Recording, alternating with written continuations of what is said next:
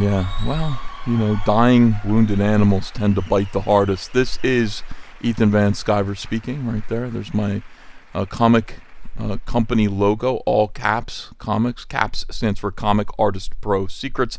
That's the name of this channel. And I'm going to take you on a quick little excursion, a little tour, a guided tour through what appears to be the death rattle, the death throes, aggressive death throes of SJWs in comics who basically destroyed the business and utilized cancel culture in order to gain power. We're seeing it happen right now. I'll tell you why it's happening. There was a guy named Glenn. He's got a comic book store, and he came out and said what everybody already knew. He made a video saying, "Hey, look, I don't know, man. This new crop of comic book creators doesn't seem to be able to tell any stories that are worth selling. I wish that they would stop inserting their own personalities, problems, mental illnesses, personal defects, all of the things that make these people so ugly on Twitter. I wish that they'd keep it out of, say, Iron Man and our comic books, but they can't help but doing that for some reason. Nobody wants to read about these people's mental problems. They want to read about Tony Stark's mental problems, and he has one: alcoholism. Perfect. Let's stick with that. Let's talk about overcoming alcoholism and being a billionaire superhero. It worked with Stan Lee. It worked on Iron Man for 40, 50 years. Why change things now? Well, that's the question here. That's the question that Glenn asked the retailer, and in response, he received a plethora. I mean, he received an avalanche, a volcanic eruption of pure, disgusting hatred from the usual suspects, the people that comic skaters have been opposing for years and years and that we've interacted with. Mentally ill, evil, ugly. I can't even tell you how awful these people are and how they just seem to be, they take the low road every single time. Unlike me, I take the high road without exception, as I'm doing right here. So anyway, Mark Millar, who is, by the way, a multi-millionaire, one of the wealthiest and most talented men in comics, okay? Even though he's kind of more in Hollywood now, Netflix bought his entire comics catalog for something like $50 million. The man doesn't have to work anymore, and he also doesn't have to give a crap what Nat Flora on Discord has to say. Doesn't care. Doesn't matter. Which is nice because that allows him to be honest and brave. He took that retailer, Glenn, okay, and he said, I'd like to meet him and talk to him. And he did a nice half-hour interview video with him just to clarify and also tell him that he was on his side and all of these other things. Say he sympathized with him. It was a nice video where Mark also asked him to expound further upon his thoughts. And he did so, and it was great, and I EFAP'd it. But before I did, when people were telling me that Mark had done this video, I said, hey, terrific job, Mark, thank you. I feel like you might be the only one who can destroy this, quote, evil. Okay, because, I don't want to engage in hyperbole here, but I will say that, a retailer whose business is suffering because of the comic books, the selfishness of today's comic book professionals, and like him complaining about it and then people attacking him for being fat or being whatever, for whatever reasons they were attacking his appearance, his physical appearance. Just awful, just terrible. This is comics here. This is supposed to be kind of a place where people who are natural outcasts go. Comic books have traditionally been a hobby for introverts, right? And why are you an introvert? Well, a bunch of different reasons.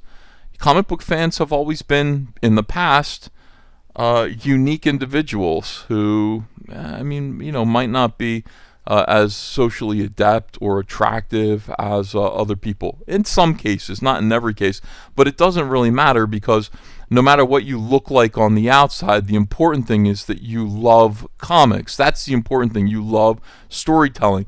Let me reemphasize, it doesn't matter who you are. It doesn't matter what you look like on the outside. It doesn't matter what race you are. It doesn't matter about your gender. It doesn't matter, about your sexual proclivities. For the most part, there are some sexual proclivities orbiting comics that these people belong in prison. But it doesn't really matter. We all join together because we love stories and we love these characters. Well, the bar has been lowered now, where Tumblerinas, weirdos, people who are obsessed with people's appearances, what they look like, their sexual preferences, their race, all of these things that we were taught didn't matter in comic books for years and years and years. That's now the emphasis of what these people want to put across in the comic book industry. So of course they're making fun of his appearance. Of course they are. After all, no matter what he looks like, he's just a heterosexual white male. And he's old. I think Glenn is probably like my age, maybe a little older. And I'm pushing 50. I'm nearly 50 years old. So, Glenn is probably around that age. So he doesn't matter to these people. He's not one of the beautiful people.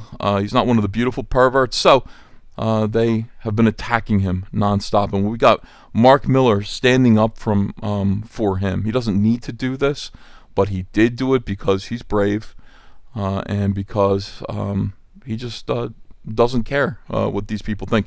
So anyway, I thanked him. I said, I'm going to get more eyes on this interview right now. Because I think you're the only one who can destroy this evil. That's what it is. I do believe that. It's killing comics. I believe that too. I think as you watch the decline in the comic book industry, as these people seek out an audience other than people like Glenn and fail to find them, it might just be that comics have always been a niche hobby for unique introverts like Glenn and like myself and maybe like you. I don't know why they're trying to find a more posh, in the sort of Hollywood sense, audience. We want females. We want more people who are on the LGBTQ spectrum overtly. I mean, it's like we've always had people like this, but now bragging about it. We're specifically seeking these particular people out in everything that we do. Well, I mean, it's killing comics. So I said, I'll get more eyes on this interview, which I did. EFAP'd it and a lot of people watched. And here's Mark's mistake here. He said, cheers, bud. Now, Mark and I are friendly, but we're friendly in private. We talk in DMs and things like that every now and then. He's a really good guy, and he doesn't really care about me, the fact that I have been shunned by the comic book industry for being a right-winger, for being on the right, voting for Trump. Utterly shunned to the point where nobody is permitted to associate with me and still associate with mainstream comic book creators. You have to be brave. You have to be untouchable in order to associate with me in public, like Mark. But even still, this pissant here, and by the way, we need more women in comics. Why aren't there more? We need more women. They don't cause trouble. Look at this. I understand that artists need to get their paycheck however they can, but I do hope in the future they will see this and maybe think twice before working with Mark Millar. Are you stupid? You have to be the dumbest, pea-brained imbecile on the face of the earth. There is no artist that will not attend that cattle call when Mark Millar is looking for somebody to draw his comic. You stupid woman. You stupid, ridiculous, absurd, foolish woman. It's ridiculous. Mark Millar's work, of course, if you were to work with Mark Millar, your project would likely get picked up for a Netflix series or movie. Mark Millar can walk into any meeting in Hollywood. You get a meeting in Hollywood instantly to get a movie made, get a TV show made.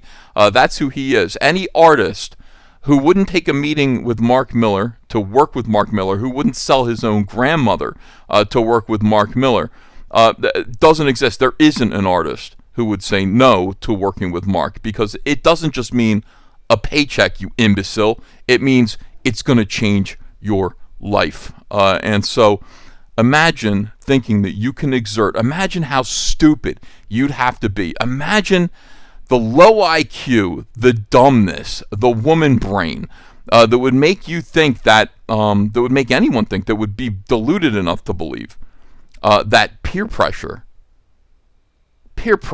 from an absolute nobody. And let me just check here. Oh, look, I'm already instantly blocked. Wonderful. The peer pressure from somebody who I believe had 700 subs and is following 4,000 people. that would be not a good thing for a comic book professional, would get them to deny a life-changing opportunity in comics. We need to stop allowing these people to make any kind of rules or standards. We need to stop cancel culture where we find it. These people are cancel pigs. She is a cancel pig, obviously. It's a term that Mark Millar actually coined, and I think it's apt. I think it's correct. I think it's a term that's going to catch on. These cancel pigs peer pressuring each other to make the industry smaller, make it more hostile, make it less friendly, and most of all, kill creativity. Kill it dead. And when these people who are cancel pigs, who associate, who respond to this, who create this dynamic in the comic book industry as the comic book industry itself lays down and slowly dies. We've got retailers going out of business. We've got retailers complaining at the selfishness of people like this.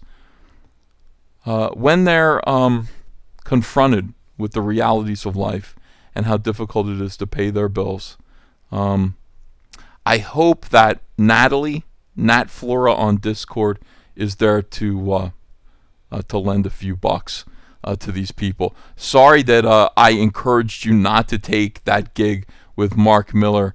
Let me empty out my purse into your hand. Oh, I don't have anything either.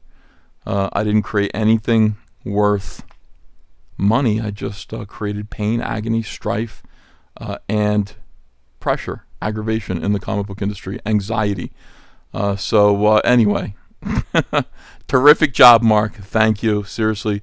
Again, very, very brave of you to just, this simple phrase here really bothered them. Look at this. Cheers, bud. Cheers, bud. I mean, it's like, it's cordial. It's cordial, but these people are like, bud. That must mean they're best friends. It just means dude. It just means buddy. That's all. It means buddy in the Texas sense. All right, man, like that. So anyway, but still we are best friends. Thanks everybody for watching this video. Leave me a like, please, a comment. I read all the comments, and subscribe to this channel. I'll see you again soon with another video. Bye. Hey, come follow me on Twitter @EthanVanSkyver.